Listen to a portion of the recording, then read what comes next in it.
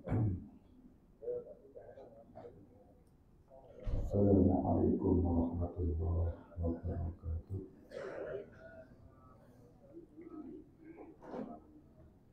Ila hadratin Nabi Sayyidina Muhammadin sallallahu alaihi wasallam wa alihi al-kiram wa ashabihi al-anzur wa ila masyayikhina wal muslimin ajma'in, khususan ila walidina wa awladina wa asratina wa qarabatina ajma'in, khususan ila hajatina wa maqsudina imma fi dunya wa imma fil akhirah, خصوصا إلى مشايخنا وأصولهم وفروعهم ومن ينتسب إليهم أجمعين. شيء لله الفاتحة. أعوذ بالله من الشيطان الرجيم. بسم الله الرحمن الرحيم. الحمد لله رب العالمين الرحمن الرحيم مالك يوم الدين. إياك نعبد وإياك نستعين. اهدنا الصراط المستقيم صراط الذين أنعمت عليهم غير المغضوب عليهم ولا الضالين.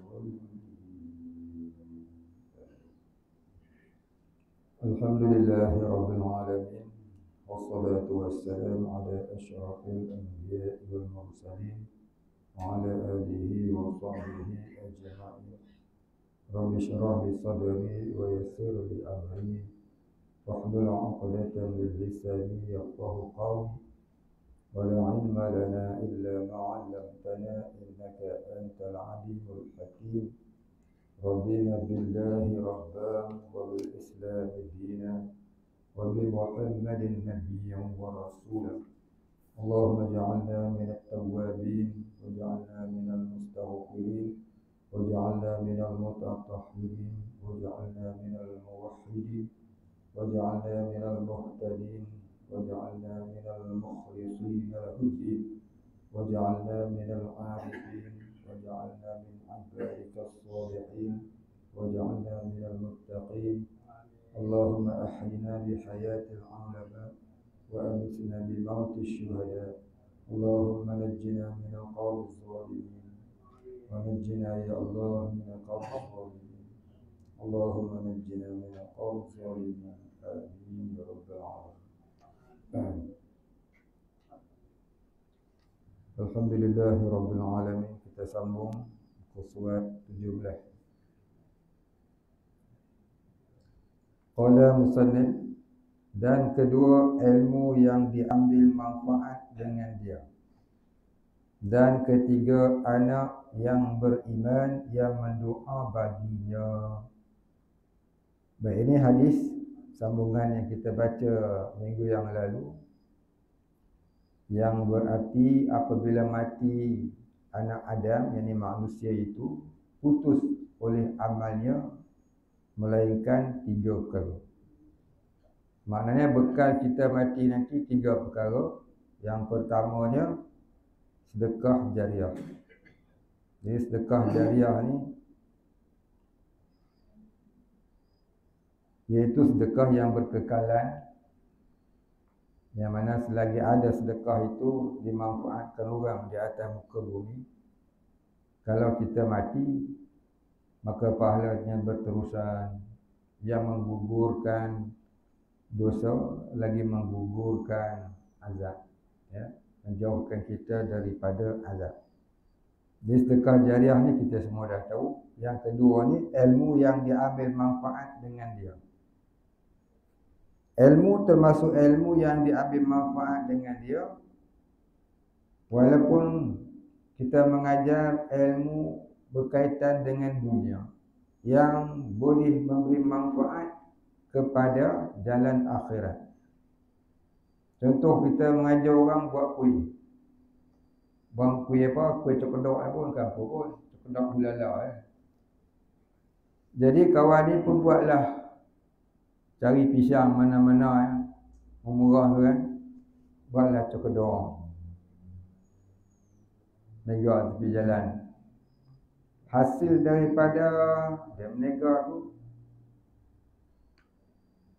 dijadikan sebagai jalan untuk memajukan dirinya kepada keimanan. Ada duit dia bersedekah, ada duit dia hantar rumah anak-anak yatim umpamanya.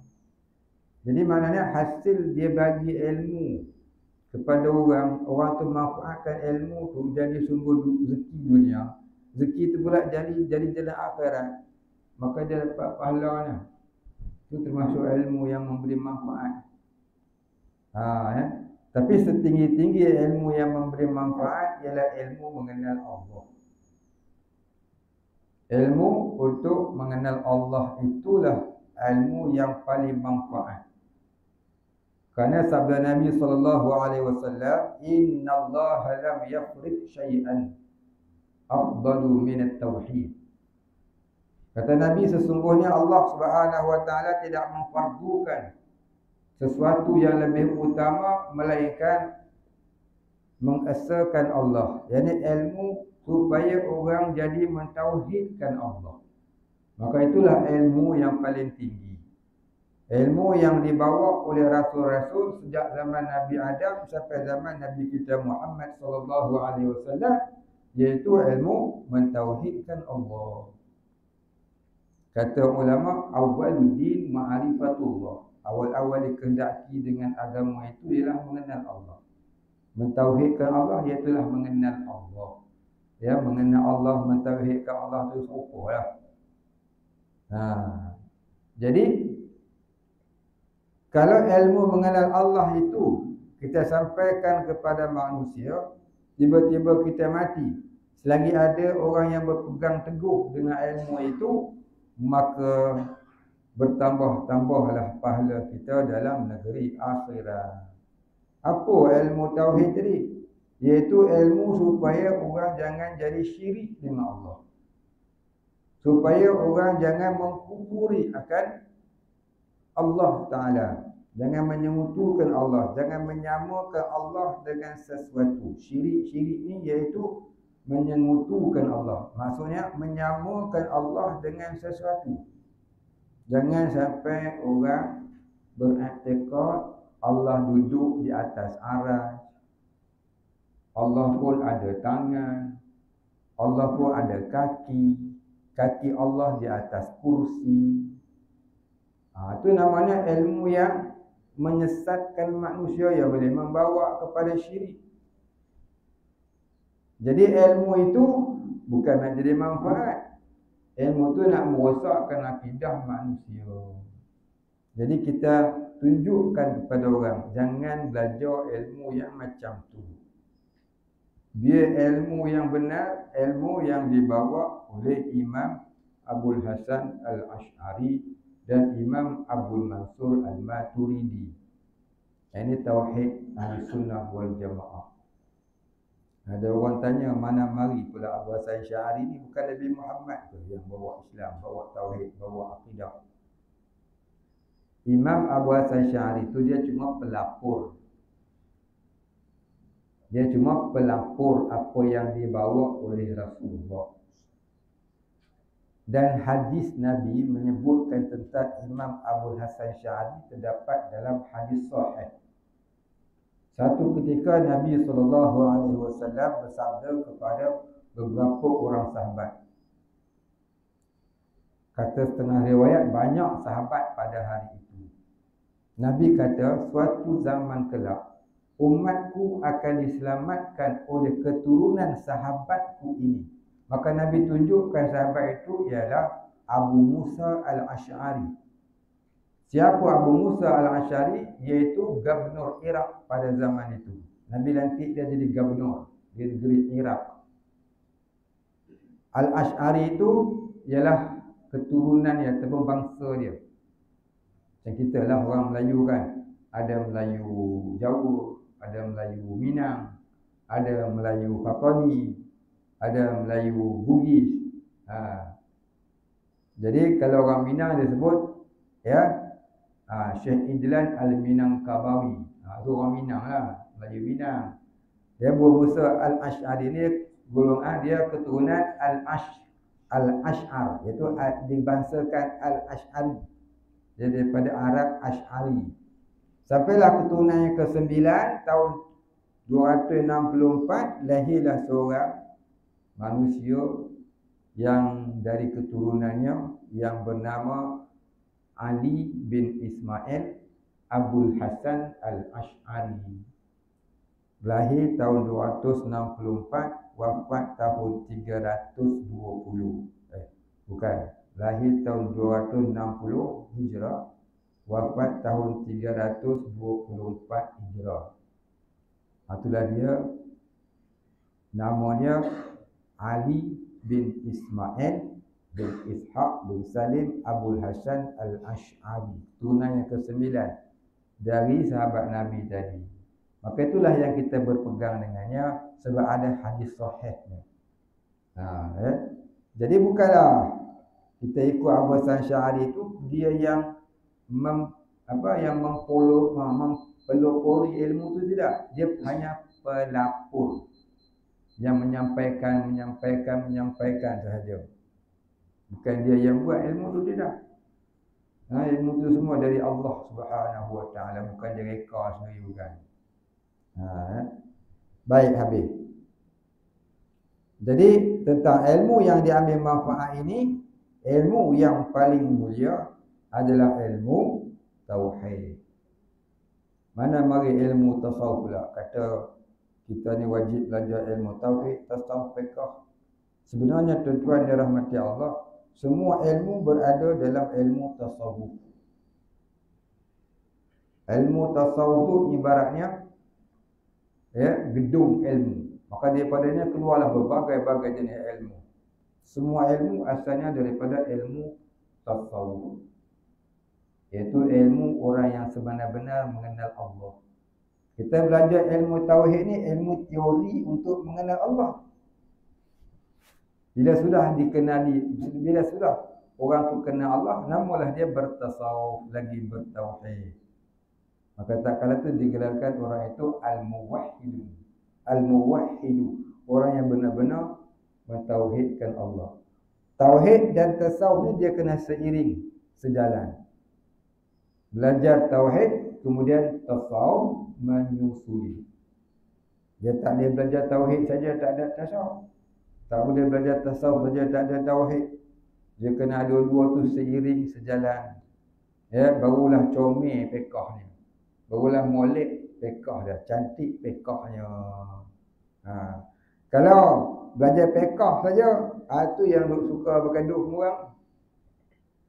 Yang suka mensyirikkan orang, membid'ahkan orang, menyesatkan orang, mengkafirkan orang. Pasal dia belajar fiqh je. Tauhid tak ada, tasawuf tak ada. Dia senang nak menghukum orang sesat. Kalau kita tengok sejarah ulama-ulama dulu, nak kata orang tu sesat ni susah. Dia kata mengelak lebih bagus lah.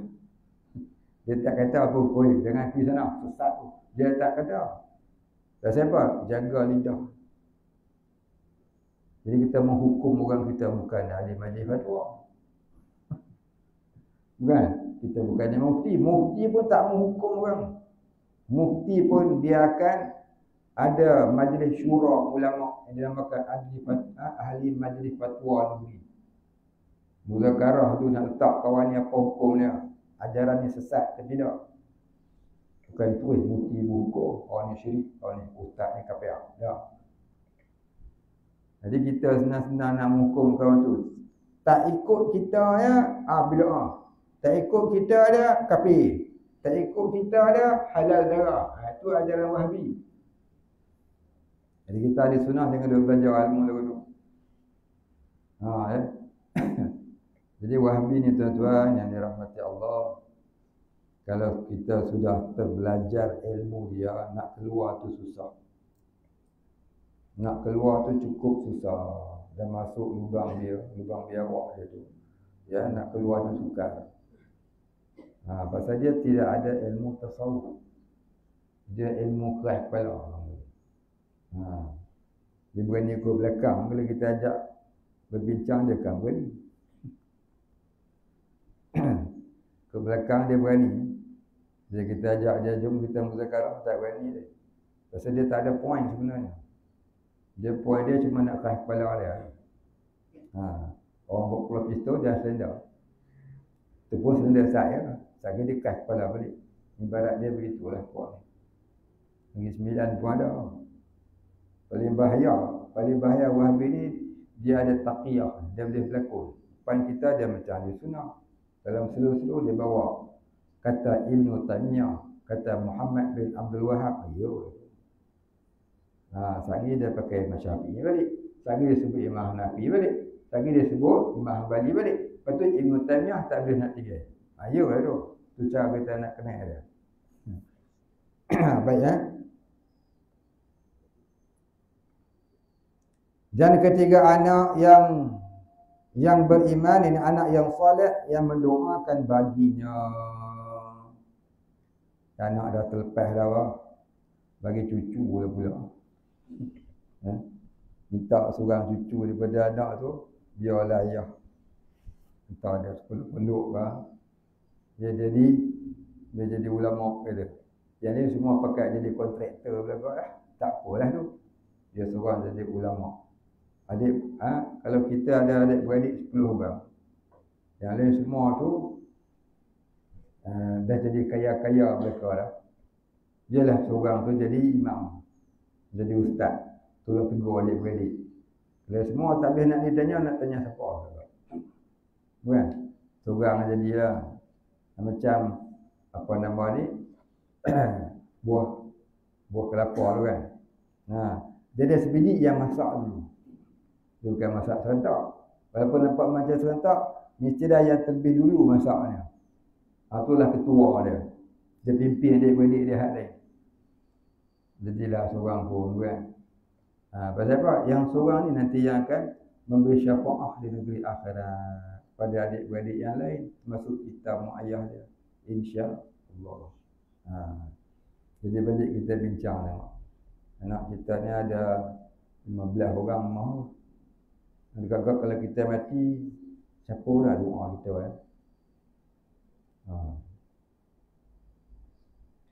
Bukan masalah dia doa saja. Syarat doa tu sampai ke alam barzakh, ke kubur orang yang dimaksudkan, mesti ada akaun dia. Minggu lepas kita cerita buat akaun ni kan. Mesti kena ada akaun dia. Hanya kita nak transfer duit lah. Kita nak transfer duit ke orang, kita kena tahu nombor akaun dia. Tuan-tuan silap bubuh nombor akaun, dapat kat saya. Kaya. Kan?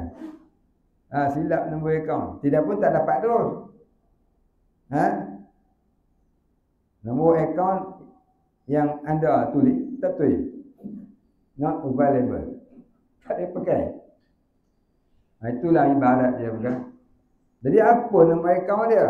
Nombor akaun dia mestilah dia itu sah keimanan dan keislamannya. Orang ahli sunnah wal jamaah. Sah keimanan dan keislamannya. Yang tak tertolak pahala bila dikirimkan. Ada ke orang yang tertolak pahala yang dikirim? Ada. Tertolak pahala yang dikirim ada banyak sebab. Antara sebabnya yang pertama, dia tak tergolong di dalam orang yang beriman di sisi Allah. Nabi ada sebut umat dia akan terpecah 73. Satu saja hak Nabi iktiraf. Takut yang kita duk kata kita Islam, kita beriman, kita Muslim ni. Kita tergolong yang dalam 72 lagi tu. Bukan yang satu yang Nabi kata. Inilah masalah dia tuan-tuan. Ya. Bukan masalah pengakuan kita tu orang Islam. Bukan masalah pengakuan kita tu orang ahli sunnah wal jamaah. Tetapi adakah pengakuan itu diiktiraf oleh Allah? Adakah akidah kita benar akidah yang diiktiraf oleh Allah dan Rasul? Baik ya. Syiah dia ada kaedah tauhid dia sendiri yang terkeluar daripada ajaran Nabi, yang terkeluar daripada ajaran Rasul. Begitu juga yang lain-lain. Baik, habis. Jadi kita nak cek akidah kita ni. Macam mana nak cek? cuba kita tanya kita, adakah aku sudah hadam 68 aqaidul iman? Ini akidah Ahlussunnah wal Jamaah. 68 tu bagaimana? 50 yang terkandung di dalam kalimah la ilaha illallah. 18 yang terkandung di dalam Muhammadur Rasulullah. Campur dua tu jadi 68 yang dinamakan 68 aqaidul iman. Adakah kita sudah hadam? Sudah mengerti? Sudah jadi sebati dengan darah daging? Ya, kalau sudah, alhamdulillah dapat satu tangga. Tapi belum tentu selamat orang yang sudah hadam 68 aqaidul iman. Itu baru mensahkan iman, tapi belum lagi menyelamatkan dia daripada terkena azab kubur dan azab neraka. Sebab orang alim pun buat jahat tak? Orang alim bohong.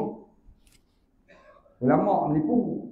Ulama pun jual agama. Ulama pun makan rasuah ke. Dia tak nampak, dia pun dia nampak. Yang haram jadi haram. Ulama jadi halal. Bukan? Ulaikal ladzi nashtaru dhalalata bil huda. Siapa tu? Bukan orang bodoh. Orang reti. Pasal kalah dengan dunia. Kalah dengan dunia, habis. Jadi maknanya daripada pengetahuan kita dengan ilmu tauhid tadi, tidak boleh sekadar ilmu itu. Jangan terhenti di atas ilmu.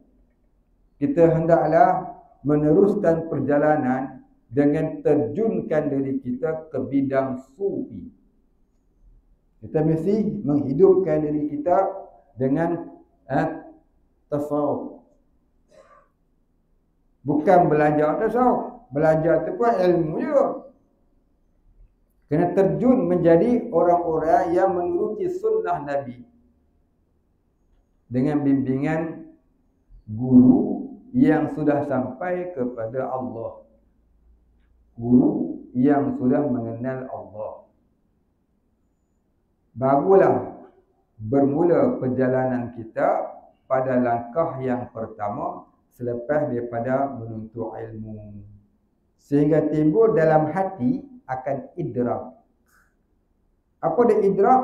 Itu ketimbulan dalam hati daripada kita mengenal Allah melalui ilmu tadi, rasa al-khawf dan ar-raja', takut dan harap kepada Allah. Perasaan itu tak hilang-hilang dari hati kita. Duduk di mana-mana pun perasaan duduk ada. Duduk di rumah ke, di kedai kopi ke, di pekan ke, shopping ke, beli ikan ke, beli baju ke, pergi makan angin ke, naik kapal terbang ke, masuk kapal selam ke. Perasaan itu tak hilang-hilang daripada kita. Itu namanya idrak. Idrak timbul daripada ilmu tauhid yang kita belajar, yang kita mujahadahkan nafsu kita supaya jadi takut dengan azab Allah. Kalau tak ada lagi takut, ilmunya tinggi, itu bermakna tipu daya ilmu. Bukan tipu daya harta saja, ada ilmu pun kena tipu lagi. Kena tipu dengan ilmu. Ramai orang tipu dengan ilmu, kita kenal, kita pun kena tahu. Ada ilmu suruh ikhlas, kita riak orang, tipu daya. Kan? Ada ilmu suruh ikhlas, kita ujub, kita sum'ah, kita takabur, kita hubud dunia. Itu namanya tipu daya ilmu. Bercakap membesarkan diri. Pandang orang kecil.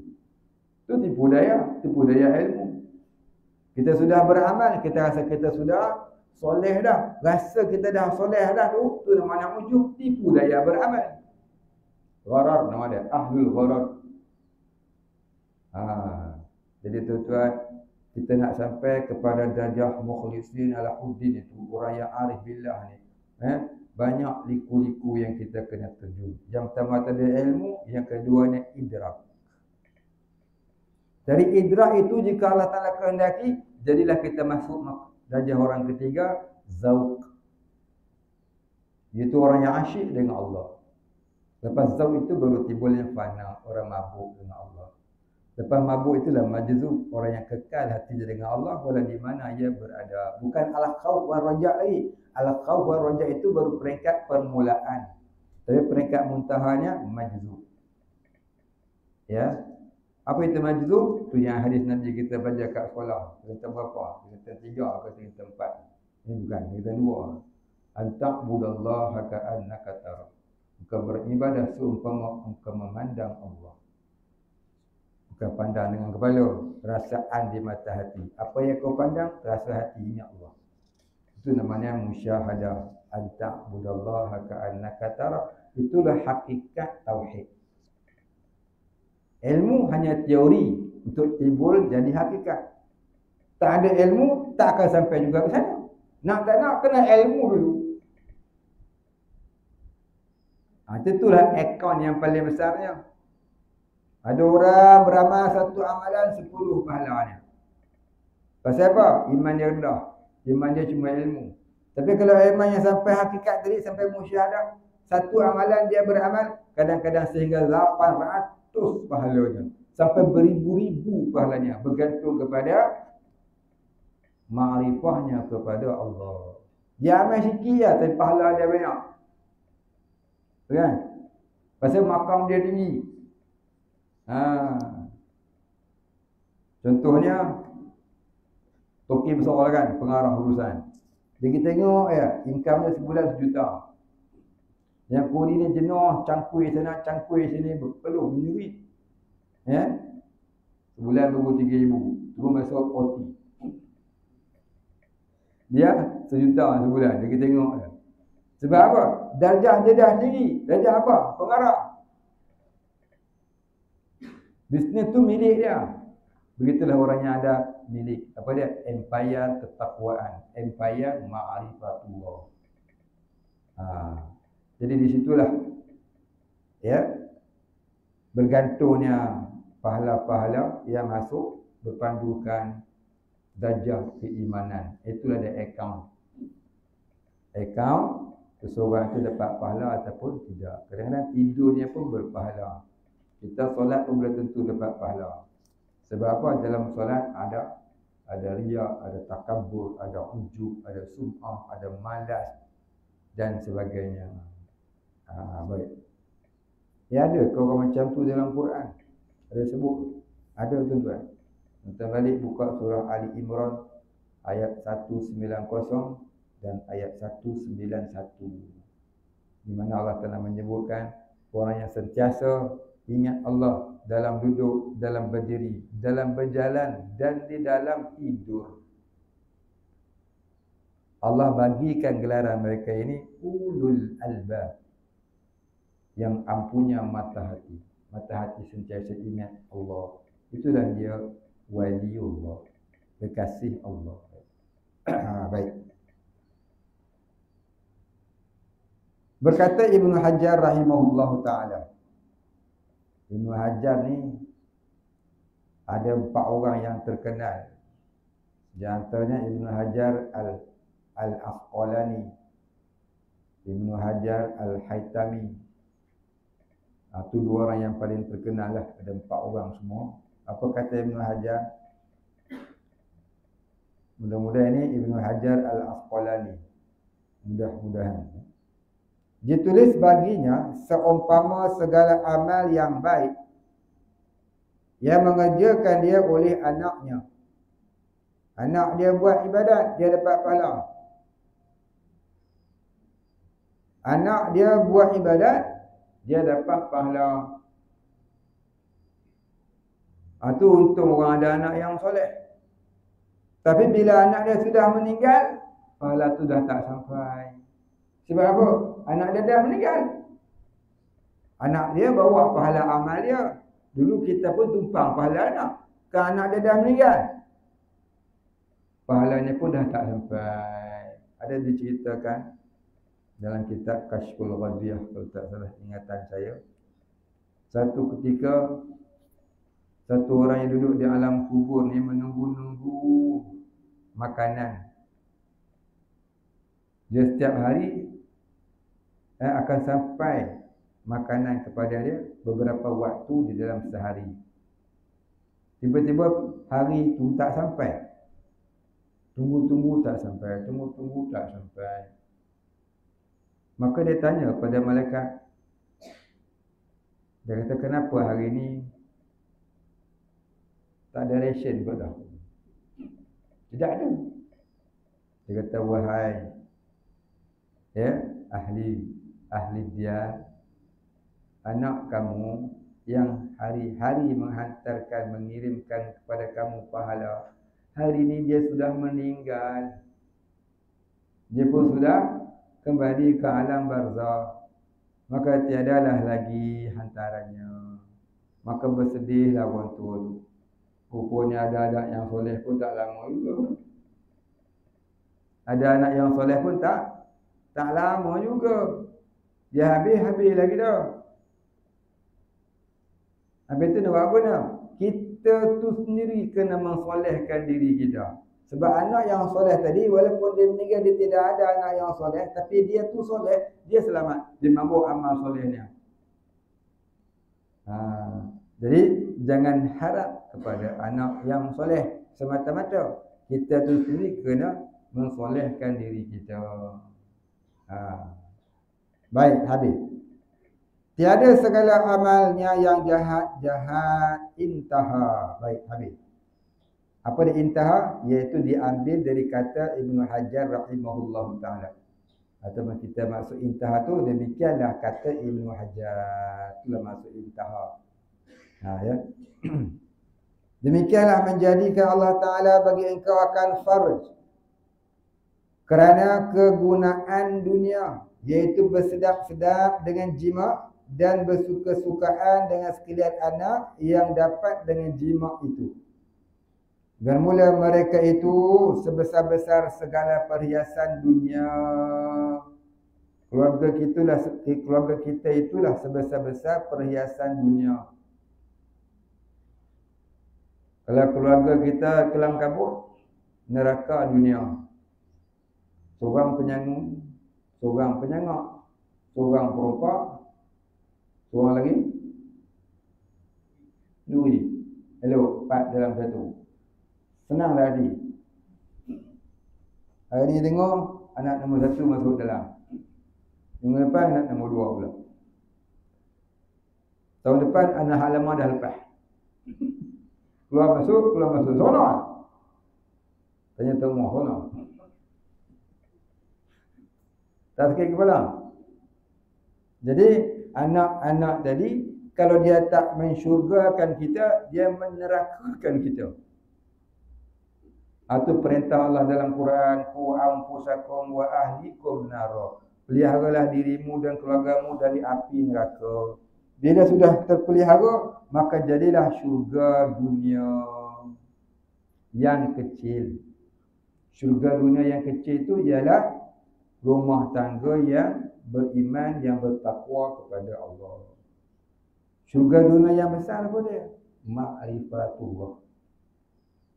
Ma'rifatullah itulah syurga dunia yang besar, yang lebih nikmat daripada Jannatul Firdaus. Ya, mengenal Allah itu lebih nikmat dari merasai nikmat-nikmat dalam syurga Jannatul Firdaus. Orang-orang yang ma'rifah dengan Allah Ta'ala, mereka lebih suka, lebih terasa lazatnya, rasa bersenang-senang dengan Allah daripada bersenang-senang dengan nikmat syurga. Itulah dia. Nikmat yang paling besar dalam negeri akhirat pun nikmat melihat Allah. Ya, nazar ila Rabb. Baik, habis. Kerana firman Allah Ta'ala, al-malu wal banun. Baru tak titik, titik. Al-malu wal banuna zinatul hayatid dunya. Al-ayah. Bermula harta benda dan sekalian anak itu perhiasan hidup dunia. Perhiasan kita. Kan kadang-kadang kita ada anak, kita rasa seronok. Orang tanya anak berapa? Bila kita kata anak tak ramai, 40 orang. Mau bertegak kepala, 5 turun. Ya kan aku ramai dah, 14. Dia 40. Turun dia. Seronok kan? Anak ramai. Ada orang bini 4 anak, seorang mendadak. Tanya. Kata seronok lah. Ada anak yang seronok tu nikmat. Anak-anak tu digelarkan dalam Islam sebagai qurratul ain, cahaya mata, penyejuk mata. Baik. Ada tak anak-anak orang-orang soleh yang tidak menjadi penyejuk mata hati bapaknya? Cuba kita lihat kisah Nabi Yaqub alaihissalam. Allah uji Nabi Yaqub dengan anak-anak yang tak suka kepada Nabi Yusuf, yang mereka buang dalam perigi budak. Kan? Kenapa? Ia lagu tu. Jadi kita begini, kalau kita ada anak 12 orang, seorang dia soleh, 11 orang lagi tak berapa nak soleh, jangan susah hati lah. Nabi Yaqub pun diuji begitu. Maka jangan kita kata, tengok Pak Imam tu anak dia seorang tak jadi, melainkan seorang je. Dia siapa? Pak Imam. Dengan Nabi Yaqub mana lagi tinggi iman dia? Tu Nabi lagi Rasul pun diuji. Seorang ya, anak dia 2 orang ya. Seorang Nabi Yusuf, seorang Nabi Bunyamin. Lain semua anak kerkau. Allah uji dia. Bukan uji sekadar tak berapa nak soleh, siap buang Nabi Yusuf dalam telaga, dalam pergi budak. Betul berlaku pula bawa baliklah baju. Dia kata ni baju Nabi Yusuf kena terkam serigala dia. Padahal darah puan debuh dada. Menangis Nabi Yaqub bertahun-tahun sampai jadi kelabu matanya. Sedih mengenakan anak. Dia bukan tak tahu. Ya, tapi dia tidak terus menuduh anak-anaknya sebab tak nampak depan mata. Tu nak tunjuk kat kita apa dia? Pada syariat tak nampak depan mata, jangan terus menuduh. Dosa. Jadi ujian orang soleh tu begitu. Bukan semua nak jadi molek. Jadi kita jangan bersedih lah. Nabi Yaqub pun diuji begitu kan. Dan kita jangan belak menghukum orang. Tengok Pak Imam tu baca khutbah, mengajar sana sini, puntang-puntang anak dia. Jangan. Ya. Nabi Yaqub pun diuji begitu. Bukan orang-orang macam kita. Orang kita ni lebih-lebih lagi lah. Ya, cuba lihat kisah Luqmanul Hakim. Luqmanul Hakim ni ada kisah dalam Quran kan. Ada surah Luqman. Luqmanul Hakim ni dia seorang wali Allah yang amat pandai bermadah pujangga. Bermadah pujangga menasihati manusia supaya berjalan menuju kepada ma'rifatullah. Dia sendiri diuji oleh Allah dengan anaknya yang degil. Dan dia selalu menasihati anak dia bertahun-tahun tanpa putus asa. Akhirnya Allah Ta'ala kurniakan hidayah dan taufik kepada anaknya yang juga menjadi anak yang soleh. Jadi kita jangan putus asa. Kalau ada di kalangan kita, anak-anak kita, cucu kita jatuh-jatuh, jangan putus asa dengan rahmat Allah. Teruskan berdoa. Mudah-mudahan kalau kita dah pejam, kalau kita masih hidup, dia tak nak jadi baik, barangkali setelah kita pejam mata. Kita pejam mata duduk dalam kubur, tak balik-balik dah. Di hari itu dia jadi sedar. Maka dia beramal, sampailah pahalanya kepada kita. Anak yang soleh. Bukan? Jadi kita jangan putus asa dengan rahmat Allah. Kita orang-orang Islam ini dididik oleh agama kita supaya dulu jadi orang yang tenang. Tenang macam mana? Jangan putus asa dengan rahmat Allah. Ala bi zikrillah tatma'innul qulub. Ketahuilah dengan mengingati Allah itu menenangkan jiwa. Apa masalah kita? Kita ingat Allah. Tak bolehlah nak ingat Allah, nak ingat Allah guna. Macam mana nak ingat Allah? Allah tak nak jumpa. Tengok, dah nak ingat guna. Macam mana kita nak ingat Allah?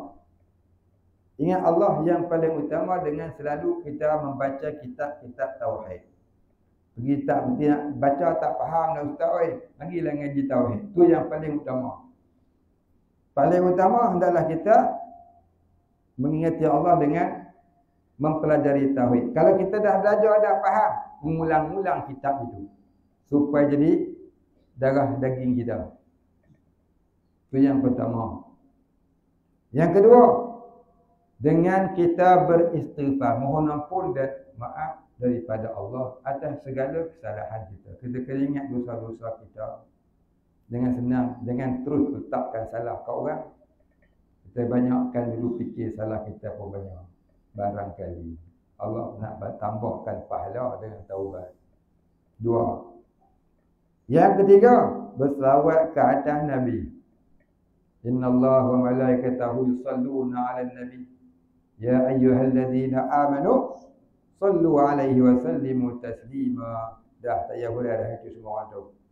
Dan yang keempatnya, banyak membaca asma Allah. Apa asma Allah yang seronok kita baca? Asma Allah kan banyak. Kat kulit Quran tu 99. Ya, baca asma Allah. Baca asma Allah. Tak tahu nak kira, baca. Apa yang sedap di mulut kita nak baca. Baca. Contohnya ya Latif.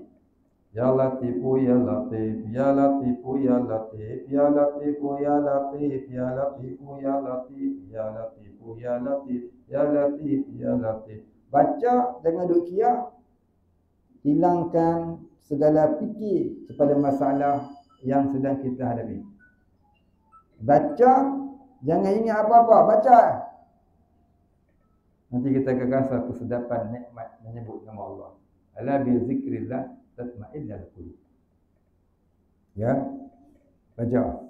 Pening sangat masalah, sembahyang hajat pun tak menjadi.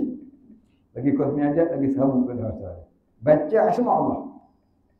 Nanti dah kita rasa puas, tidak sebut ya Latif, baca pula yang lain. Apalah ya Rahman, ya Rahim, ya Rahman, ya Rahim. Kita menyebut nama Allah tuan-tuan, menenangkan jiwa kita. Ya. Kena ada wudu dia ustaz, tak ada wudu pun tak apa. Orang perempuan tanya, kalau kami datang haid, datang bulan, datang matahari pun tak apa. Baca asma Allah ni dia tak ada wudu pun tak apa. Dalam keadaan bernajis, jangan dalam tandas sudah. Tandas dengan dia baca. Baca asma Allah, tenang jiwa kita tuan-tuan. Baca asma Allah, tenang jiwa kita. Nak baca yang mana? Ada 99 ni. Kamu bacalah apa yang kamu rasa seronok. Baca dulu ya Rahman, ya Rahim. Mana satu. Kat mana rasa sedap maka ulang banyak kali. Mudah-mudahan Allah bagi tenangan jiwa. Jadi seronok berzikir. Ya. Habis di situ. Kita berhenti dekat dulu. Dah bunyi lah. Komat dah bunyi? Belum? Ya? Sikit. Boleh lagi ya? Lagi kita baca lagi sikit. Balik rumah kau boleh apa kan? Dan firman-Nya lagi, zuyyina lin-nas hubbus syahawati minan nisa'i wal banin wal qanatiril muqantarah. Ayat seterusnya. Ni ayatnya orang pakai. Tok Bomo pakai ayat ni. Tok Bomo ada pakai ayat ni. Ayat apa guna ni? Ayat ni guna untuk apa? Tu ni zuyyina lin-nas hubbus syahawati minan nisa'i wal banin. Nak kahwin lagi dah tu.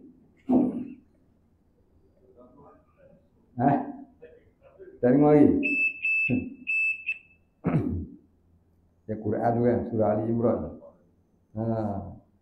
Artinya dihiasi. Bagi manusia akan kasih akan segala keinginan daripada perempuan dan anak, wal qanatir muqantarah, dan harta benda yang melimpah ruah.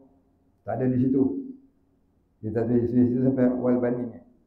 Ayat seterusnya tu wal qanatiril muqantarah, dan harta yang melimpah ruah. Itulah yang kita minat. Bukan? Keinginan syahwat, perempuan-perempuan, anak pinak, dan harta benda yang melimpah ruah. Ni ayat ni kalau laki bini sekali duduk bergaduh, dua-dua kena baca. Zuyyina lin-nas hubbus syahawati minan nisa'i wal banin wal qanatiril muqantarah. Hang hembui aku hembui hang. Tu kalau nak baik. Kalau nak baik. Kalau tak nak baik, jumpa agama. tulis surat. Okay. Kalau nak baik, baca selalu. InsyaAllah jadi baik rumah tangga. Orang yang selalu duduk gaduh tu kan. Dia bukan nak cerai pun. Cuma dia boring dengan muka. Malu dah 40 tahun dah kan. Nak suruh 41 lah. Itu je lagu tu. Masa bercinta tu kentut tu lagi. Kan? Anak cucu pun dah sebelah. Ha? Dia bukan nak cerai. Dia cuma tak syok tengok. Dia puas kepada orang. Baca ni. Mudah-mudahan dia syok. Dia jadi berkasih balik macam mula-mula dulu. Mula kahwin dulu. Masa duduk jumpa Kaabah kok tapang tu lah. Kan? InsyaAllah mudah-mudahan. Payah nak ingat saat ni panjang. Tak panjang mana pendek ya. Satu lagi amalan paling mudah. Rabbana atina fid dunya hasanah. Wa bil akhirati hasanah. Wa qina adzabannar. Baca sehari 100 kali. Orang yang nak jodoh, insyaAllah diberikan jodoh oleh Allah. Ya, pasangan yang soleh-solehah. Kalau orang dah kahwin, jadi aman rumah tangga.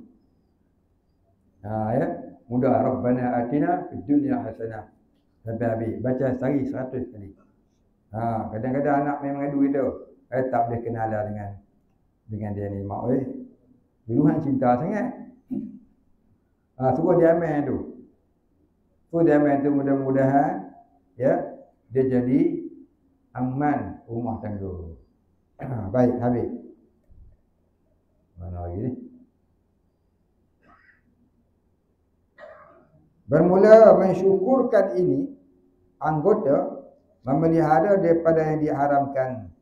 Jadi jaga kemaluan kita tu daripada yang diharamkan seperti zina dan liwat dan mengeluarkan air mani lain daripada tangan isterinya dan jarinya dan memeliharanya daripada yang syubhah seperti jima pada nikah yang batil. Ni masuk nikah lah pula ni. Nikah yang batil, nikah syubhah. Nikah syubhah apa dia bagaimana? Masjid ada majlis nikah ada. Nikah syubhah. Dia menikah dengan adik dia. Tak tahu kata tu adik, anak 3 baru tahu. Pasal apa? Dulu ni lepas adik, ya, bapak cerai. Dapat yang abang ni pak cerai, pergi kahwin seorang lagi pula. Dapat adik ni. Jumpa adik dengan abang ni kat konsep. Cinta-cinta kahwin, rupanya tiri. Satu bapak lain ibu. Itu nikah syubhah. Jika taklid ia akan yang berkata dengan sah nikah itu. Nikah syubhah ni ada beberapa kategori, ada 3 kategori. Ya, ada 3 kategori. Itu dalam kitab Matlaq Badrain saya baca pagi-pagi. Hari Rabu. Hari Rabu lah. Saya boleh habis lah. Habis lama ada bab ni. Ada 3 perkara yang dinamakan nikah syubhah. Ni kena pekah ni panjang lah kita ni. Terus baca lah. Dan jika tidak nescaya adalah ia haram, bukan syubhah. Tu kadang-kadang tu syubhah sah. Kadang-kadang tu jadi haram tu. Telah berfirman Allah Ta'ala pada ketika memuji akan orang yang beriman yang mendapat kemenangan. Apa kata Allah? Walladzina hum li furujihim hafizun. Surah Al-Mu'minun ayat 5. Artinya dan sekalian yang memelihara mereka itu akan segala faras dan kemaluan mereka itu kecuali atas sekalian isteri dan sahaya mereka itu yang perempuan. Maka bahwasanya mereka itu tiada dicela. Titik di situ. Kita berhenti sekat tu dulu, insya-Allah sambung. Kemudian katanya dan ketahui olehmu. Panjang lagi tu. Ini dah subuh nak baca. Wallahu a'lam. Ada nak tanya? Tanya tu subuh. Ada nak tanya? Tak ada. Kalau nak macam tasawuf dia lah. Tak ada orang nak tanya. Kalau ngaji pekah saya orang tanya. Wallahu a'lam. Al-Fatihah. Alhamdulillah minasyaitonir rajim. Bismillahirrahmanirrahim. Alhamdulillahirabbil alamin. Arrahmanirrahim. Maliki yaumiddin. إياك نعبد وإياك نستعين اهدنا الصراط المستقيم صراط الذين أنعمت عليهم غير المغضوب عليهم ولا الضالين آمين. بسم الله الرحمن الرحيم الحمد لله رب العالمين الصلاة والسلام على أشرف الأنبياء والمرسلين وعلى آله وصحبه أجمعين. اللهم اغفر لنا ذنوبنا وارحمنا وأنت الغفور الرحيم. اللهم اغفر لنا ذنوبنا ولوالدينا وارحمهم كما ربيانا صغارا ولمشايخنا وللمسلمين أجمعين برحمتك يا أرحم الراحمين. اللهم نور قلوبنا من نور معرفتك يا فتاح يا رزاق افتح لنا فتحا قريبا كما فتحته على أنبيائك وأوليائك وعبادك الصالحين. وصلى الله على سيدنا محمد وعلى آله وصحبه أجمعين. سبحان ربك رب العزة عما يصفون سلام على المرسلين والحمد لله رب العالمين. تقبل الله منا.